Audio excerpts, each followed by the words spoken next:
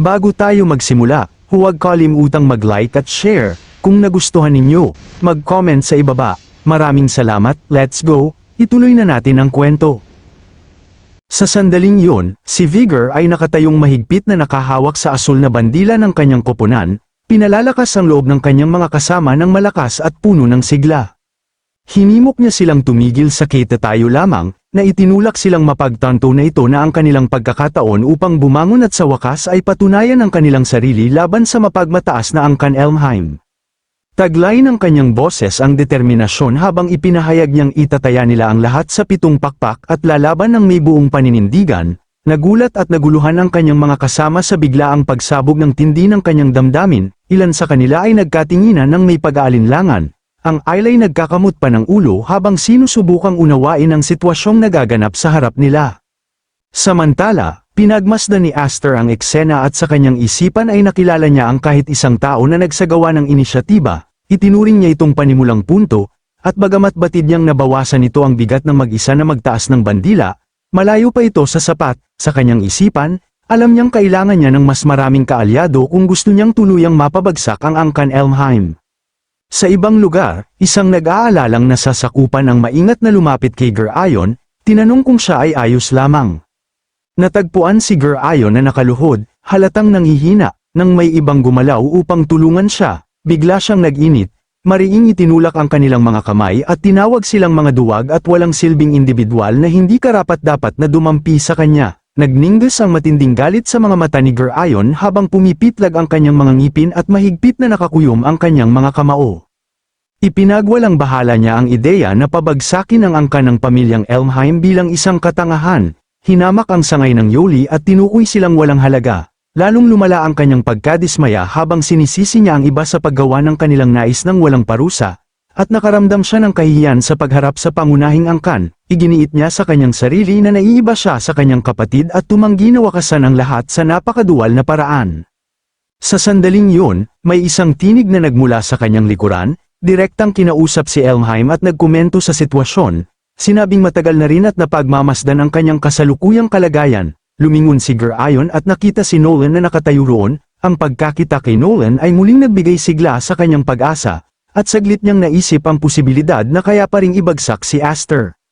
Subalit mabilis na bumalik ang kanyang mapagmataas na ugali, sa halip na makaramdam ng kaluwagan, ibinaling niya ang kanyang pagkabigo kay Nolan, mariin siyang sinisisi dahil hindi nito hinawakan ang sitwasyon at inakusahan siyang nabigo sa kanyang responsibilidad na harapin si Aster sa lahat ng oras na ito. Namumutawi sa mukha ni Gerayon ang isang nakakabahalang, halos baliw ng ngiti habang bumubuo ang isang tanikala ng madidilim na kaisipan sa kanyang isipan. Lahat ay umiikot sa ideya ng pagtanggal kay Aster. Kumbinsido siya na ang kanilang sitwasyon ay mayroon pa ring isang malakas na asset sa kanilang panig, kahit na ang partikular na individual na ito ay walang taglay na emblem ng pakpak tulad ng 7 Wings. Nangangatwiran si Gerayon na, pagdating sa purong eskrima, ang taong ito ay walang alinlangan na pinakamalakas na mandirigma na naroroon. Dala ng paniniwalang ito, agad na nagbigay si Gerayon ng isang mariin at apurahang utos, na nag-utos kay Nolan na mabilis na alisin ang target ng walang pag-aalinlangan, lalong tumindi ang tensyon sa paligid habang umaalingaw ang utos sa buong grupo.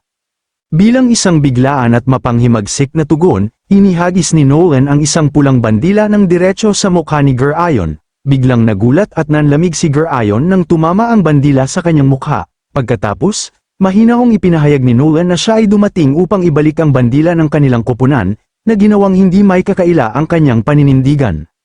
Sinundan ito ni Nolan ng isang malamig at mapagmataas na tingin, na sinabing ang mga pamamaraan ni Gerayon ay direktang sumasalungat sa kanyang personal na kodigo ng kagalantihan. Idinagdag pa niya na ang kilos na ito ay mabisang nagsisilbing pagwawakas ng kanilang alyansa. Si Gerayon ay napatulala na parabang binatukan ng kulog. Lalong tumindi ang kanyang galit habang hindi makapaniwala sa pagtanggi at pagsuway na ipinakita sa kanya. Ang mga nakapaligid na miyembro ng grupo ay naging kapansin-pansing hindi mapakali. Lalong lumalim ang kanilang pagkalito habang nagsimula silang magbulungan. Ipinahayag nila ang pagkabigla na kahit si House Nolan ay tila nagtaksil na sa kanila, at mabilis na kumalat ang kawalan ng katiyakan, dahil wala nang nakatukoy kung sino ang dapat nilang sundin. Sa gitna ng kaguluhang ito, dahan-daang inilabas ni Nolan ang kanyang espada, Mahina kong sinabing ang sitwasyon ay bumalik na sa panimulang punto, idiniin niya na sa pagsusuring ito, walang sino man ang maaaring magpatuloy nang hindi muna siya nireresolba, maliwanag sa kanyang tono na hindi maiiwasan ang paghaharap. Si Aster ay napatingin kay Nolan na may mahinahon at hindi mabasa ang ekspresyon, nang mapansin ang pagbabago ng momentum, itinutok ni Nolan ang kanyang espada ng diretso kay Aster at ipinahayag na ito ay ang ipinagmamalaking eskrima ng House Nolan laban sa tinatawag na Seven Wings. Pareho silang pumwesto para sa labanan habang sumikat ang tensyon sa pagitan nila. Ang katawan ni Nolan ay nagsimulang maglabas ng dilaw, tulad siglang aura, kumikinang sa tindi at agresyon. Sa kabaligtaran, ang presensya ni Aster ay nagbago sa isang makapangyarihang pulang aura, matatag at puno ng enerhiya, na nagpapahiwatig ng kontroladong lakas. Sumugod si Nolan ng pabalasikang bilis, ipinahayag ang kanyang hangarin na agad na magtatag ng superioridad sa labanan. Gayunpaman, tumugon si Aster na may madilim at compose na ekspresyon, tumangging madaliin at sinabing kailangang maghintay ng gayong conclusion, nagbanggaan ang kanilang mga espada ng napakalakas. Umaalingaw sa buong larangan ng digmaan, matagumpay na hinarang ni Aster ang pag-atake ni Nolan, na tuluyang huminto sa kanyang momentum, lumaki ang mga mata ni Nolan sa pagkabigla habang nahihirapan siyang intindihin ang kanyang nasasaksihan, napapikit siya sa kanyang isipan, na pagtatantong ang kalaban na ito ay lubhang naiiba sa kanyang nakaharap noon. Nanatili si Aster sa kanyang pwesto at sa parehong sandali ng palitan, nagawa niyang mahusay na makapag-iwan ng hiwa sa espada ni Nolan nang may tumpak na kontrol, lalo itong nagulat kay Nolan, na napilitang tumalon pa atras, lumayo habang sinusubukang i-proseso ang sitwasyon. Sa kabila ng banggaan, iginiit ni Nolan na hindi katanggap-tanggap ang pagpapaliban ng labanan. Pinaalalahanan niya si Aster na isang koponan lamang ang maaaring pumasa sa pagsusulit, at idiniin na kung pareho silang naglalayong maging mga kabalyero ng kaharian, ang pag-aayos ng iskor ay hindi maiiwasan sa mismong sandaling iyon. Mahina kong tumugon si Aster, ipinaliwanag na ang ganitong kinalabasan ay magiging problema para sa kanya ng personal, ipinahayag niya na ang kanyang hangarin ay para maging kabalyero din ng kaharian si Nolan, na ikinagulat ng lahat sa paligid. Lumaki ang mga mata ni Nolan sa hindi paniniwala sa hindi inaasahang pahayag na ito. Habang nahihirapan siyang bigyang kahulugan ang ibig sabihin nito, nagpatuloy si Aster sa pagpapaliwanag na matapos pagkaisahin ang lahat sa ideya ng pagbagsak kay House Elmheim, magiging kontradiktibo na basta-basta na lang talikuran ang pangarap ni Nolan dahil lamang sa pagkakaiba ng koponan, ipinahayag niya na ang ganitong kinalabasan ay magiging mali at kontraproduktibo. Pagkatapos ay ipinahayag niya na mayroon na siyang plano upang matiyak na lahat ng naroroon ay makakapasa sa pagsusulit, bagamat kinilala niyang hindi garantisado ang tagumpay, ipinahayag niya ang matinding kumpiyansa sa potensyal nito kung maisasagawa ng tama, subalit idiniin niya na ang ganap na kooperasyon mula sa bawat individual ay mahalaga para gumana ang plano. Direktang nilapitan ni Aster si Gerayon, iniabot ang kanyang kamay ng may mahinahong ngiti, na hudyat ng hanggaring resolbahin ang kanilang alitan at patatagin ang kanilang mga sirang relasyon. Kitang-kita pa rin ang pagkabigla ni Gerayon sa hindi inaasahang kilos na ito. Nang matapos ang pagsusulit, ipinatupad ni Aster ang kanyang diskarte, sa ilalim ng kanyang direksyon, pinagsama ng lahat ng koponan ng asul, pula, at dilaw na bandila at sabay-sabay itong itinaas. Ang hindi karaniwang kilos na ito ay agad na nakatawag ng pansin ng mga tagapagturo. Ang tagapagturo ay nagulat at nairita, itinaas ang kanyang boses sa pagkadismaya habang tinatanong ang kahulugan ng kanilang ginawa. Kumalat ang pagkalito sa buong lugar ng pagsusulit habang ang hindi pangkaraniwang kinalabasan ay sumalungat sa mga inaasahan. Nanatiling mahinahon si Aster at ipinaliwanag na ang kondisyon ng tagumpay ay nangangailangan ng pagsakop sa dalawa o higit pang mga base. Linawin pa niya na dahil hindi kailanman hayagang sinabi na isang koponan lamang ang maaaring magtaas ng bandila sa isang base, posible ang ibang interpretasyon. Batay sa pangangatwirang ito, inayos niya ang lahat ng tatlong koponan upang sama-samang sakupin ang lahat ng mga base. Ang konklusyong ito ay nag-iwan sa natitirang mga kalahok na nakatulala at hindi tiyak, habang nagkakatinginan sila ng kinakabahan at sinisikap na maunawaan kung paano lubusang nabaligtad ang sitwasyon sa pamamagitan ng madiskarteng interpretasyon at sama-samang kooperasyon. Lalong dumilim ang ekspresyon ng tagapagturo sa matalim at nakamamatay na tingin habang siya ay direktang humakbang papunta kay Aster. Lumalakas ang kanyang galit sa bawat hakbang, inakusahan niya si Aster ng pagsisikap na baluktutin ang buong pagsusulit, tinanong kung ang hangarin ay pilitin ng lahat na pumasa, at kinutya ang integridad ng pagsusuri mismo. Si Vigor na nakatayo sa malapit ay napatalon sa nerbiyos, dahil sa sobrang pagka-overwhelmed sa sitwasyon, agad niyang napagpasyahan na ang ideya ng ganitong kinalabasan ay imposible mula sa simula, kinumpirma ng kanyang takot ang parehong pag-aalinlangan na ibinahagi ng marami. Sinundan ito ni Gerayon ng isang malamig at mapagwalang baalang hatol, na sinabing natural na ang gayong sopistika ay hindi kailanman maaaring tanggapin sa loob ng isang formal na estruktura ng pagsusulit, na nagpapatibay sa paniniwalang ang interpretasyon ni Aster ay may depekto at hindi makatotohanan. Ipinagpatuloy ng tagapagturo ang kanyang agresibong paglapit, direktang tinitigan si Aster at gumawa ng mahigpit na paghahambing. Tinanong niya kung utusan na sumalakay at sirain ang teritoryo ng kaaway, isang kabalyero ay makikipagkamay lamang sa kaaway at babalik, nang hindi natutupad ang misyon. Maliwanag ang implikasyon, ang tungkulin at pagsunod ay dapat manaig sa personal na interpretasyon. Mahinahong tumugon si Aster, sinabing ang gayong aksyon ay magkakaroon lamang ng saysay kung ang kaaway na pinag-uusapan ay may higit na halaga ng buhay kaysa sa wasak, na nagpapahiwatig na ang mahigpit na pagwasak ay hindi palaging tamang sukatan ng paghuhusga.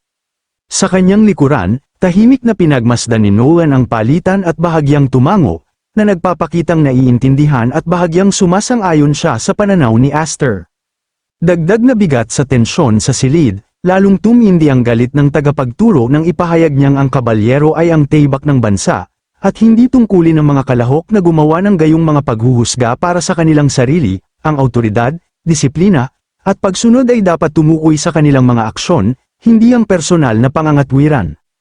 Hinarap ni Aster ang awtoridad na ito ng direkta. Tinanong kung sa ilalim ng mga kondisyong iyon ay pipiliin na lang nilang i-disqualify ang lahat ng naruroon. Nagtalo pa siya na hanggat ang kanilang interpretasyon ay hindi lumalabag sa nakasulat na mga patakaran, ang basta-bastang pagtanggi dito ay magpapakita lamang ng personal na pagkiling ng tagasuri sa halip na ang balangkas ng pagsusulit mismo.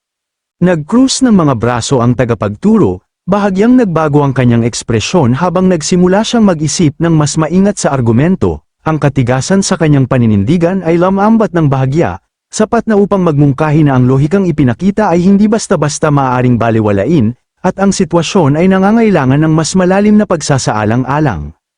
Bahagyang yumuko si Aster at ibinaba ang kanyang boses, nagdagdag ng isa pang kritikal na punto, iminungkahi niya na kung, sa pamamagitan ng mahigpit na interpretasyon lamang, ang resulta ay magwawakas sa pagkabigo ng lahat ng kalahok. Magtataas ito ng malubhang katanungan tungkol sa paghuhusga ng mga nangangasiwa sa pagsusulit, at kung ang ganitong kinalabasan ay tunay na naaayon sa layunin ng pangunahing angkan. Ang pahayag na ito ay lalong nagtulak sa tagapagturo sa tahimik na pagmumuni-muni, ang kanyang pagkairita ay unti-unting napalitan ng masalimuot na kawalan ng katiyakan, habang ang mga implikasyon ng kabuuang pagkabigo ay nagsimulang bumigat sa kanyang isipan. Nagbago ang eksena patungo sa lahat ng mga kalahok na nagtipon-tipon. Habang naghihintay sa ilalim ng panahong puno ng tensyon, si Vigor ay nakaupo sa tabi ni Aster, halatang hindi mapakali at balisa. Napansin niya na inutusan na silang maghintay ng tagasuri na nagpunta upang kumpirmahin ang sitwasyon, at isang buong oras na ang lumipas ng walang anumang resolusyon, ipinahayag niya ang lumalaking pag-aalala. Tinanong kung sila ay tunay na magiging ligtas sa ilalim ng mga kondisyong ito, at natatakot na ang buong grupo ay maaaring mab-I-go ng sama-sama dahil sa kontrobersyang pumapalibot sa desisyon. Nanatiling mahinahon si Aster at tumugon na sa pinakamababa, ipinakita nila na ang sitwasyon ay karapat-dapat sa seryosong talakayan, naniniwala siya na ang pagpilit sa sistema na kilalanin ang kanilang interpretasyon ay isang makabuluhang hakbang na pasulong. Habang nagsasalita siya, napatingin siya kay Gerayon, na nakaupo ng hiwalay na taglay pa rin ang kanyang karaniwang tiwala at mapagmataas na postura, bagamat bahagyang napigilan na ngayon dahil sa kawalan ng katiyakan sa kinalabasan.